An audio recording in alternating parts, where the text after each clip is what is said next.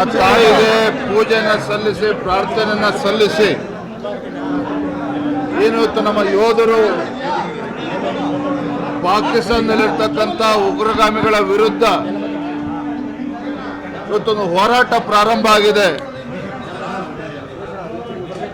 ಈ ಒಂದು ಹೋರಾಟದಲ್ಲಿ, ಒಂದು ಯುದ್ಧದಲ್ಲಿ ಭಾರತಕ್ಕೆ ವಿಜಯ ಸಿಗಬೇಕು. ಇವತ್ತು ಉಗ್ರಗಾಮಿಗಳು ಏನು ಇಡೀ ಜಗತ್ತಿನಲ್ಲಿ ಒಂದು ರೀತಿ ಮಾರಕ ಆಗೋ ರೀತಿಯಲ್ಲಿ ಇವತ್ತು ರಕ್ತದೊಕ್ಕಳಿ ನಡೆಸ್ತಾ ಇದ್ದಾರೆ. ಇದ್ರ ವಿರುದ್ಧ ಒಂದು ಪ್ರತಿಕಾರವನ್ನು ತೆಗೆದುಕೊಳ್ತಕ್ಕಂಥ ದಿಟ್ಟ ನಿರ್ಣಯವನ್ನ ದೇಶದ ಹೆಮ್ಮೆಯ ಪ್ರಧಾನಮಂತ್ರಿ ನರೇಂದ್ರ ಮೋದಿಜಿಯವರು ಕೈಗೊಂಡಂಥ ಸಂದರ್ಭದಲ್ಲಿ ಪಾಕಿಸ್ತಾನದಲ್ಲಿ ಏನು ಉಗ್ರಗಾಮಿಗಳ ಅಡಗು ತಾಣಗಳಿದ್ದಾವೆ ಅದರ ಮೇಲೆ ದಾಳಿ ನಿನ್ನೆಯಿಂದ ಪ್ರಾರಂಭ ಆಗಿದೆ.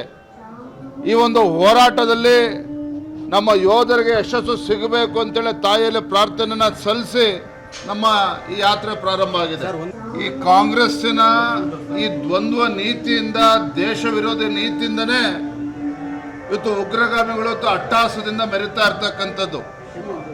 ಕಾಂಗ್ರೆಸ್ಸಿನ ಈ ನೀತಿಯಿಂದನೇ ಇವತ್ತು ಜಮ್ಮು ಕಾಶ್ಮೀರದಲ್ಲಿ ಸಾವಿರಾರು ಹಿಂದೂ ಕುಟುಂಬಗಳು ಇವತ್ತು ಮನೆ ಮಠವನ್ನು ಕಳೆದುಕೊಂಡಿರ್ತಕ್ಕಂಥದ್ದು, ಯೋಧರು ಪ್ರಾಣವನ್ನು ಕಳೆದುಕೊಂಡಿರ್ತಕ್ಕಂಥದ್ದು. ಆದರೆ ನಮಗೆ ಇವತ್ತು ಹೆಮ್ಮೆ ಇದೆ.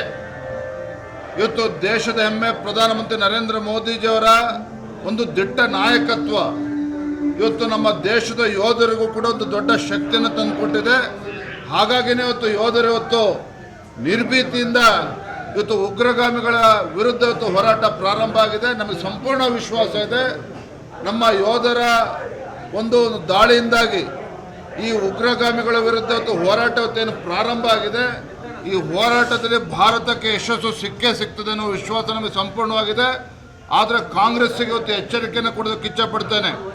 ಇವತ್ತು ಇಂಥ ಸಂದರ್ಭದಲ್ಲಿ ಇಡೀ ದೇಶ ಇವತ್ತು ಒಗ್ಗಟ್ಟಾಗಿ ಇವತ್ತು ಭಾರತದ ಸೇನೆಗೆ ಒಂದು ನೈತಿಕ ಬೆಂಬಲವನ್ನು ಕೊಡ್ತಾ ಇರ್ತಕ್ಕಂಥ ಸಂದರ್ಭದಲ್ಲಿ ಇಂಥ ಒಂದು ದೇಶ ವಿರೋಧಿ ಚಟುವಟಿಕೆಯಲ್ಲಿ ಅವರು ಇರಬಾರ್ದು. ದೇಶದ ಪರವಾಗಿ ಗಟ್ಟಿಯಾಗಿ ನಿಲ್ಲಬೇಕು ಅಂತೇಳಿ ಸಂದರ್ಭದಲ್ಲಿ ನಾನು ಆಗ್ರಹ ಮಾಡ್ತೇನೆ. ಮತ್ತು ಈ ರೀತಿ ನಿಲುವುಗಳನ್ನೇನು ತೆಗೆದುಕೊಂಡಿದೆ ರಾಜ್ಯ ಕಾಂಗ್ರೆಸ್ ಇವತ್ತು ಶಾಂತಿಯನ್ನು ಸ್ಥಾಪನೆ ಮಾಡಬೇಕು ಅಂತೇಳಿ ಅದನ್ನು ಬದಿಗಿಟ್ಟು ಯೋಧರಿಗೆ ಧೈರ್ಯ ತುಂಬತಕ್ಕಂಥ ಕೆಲಸ ಮಾಡಬೇಕು ಅಂತೇಳಿ ಈ ಸಂದರ್ಭ ಆಗ್ರಹವನ್ನು ಮಾಡ್ತೇನೆ ಕಾಂಗ್ರೆಸ್ ಅವರು.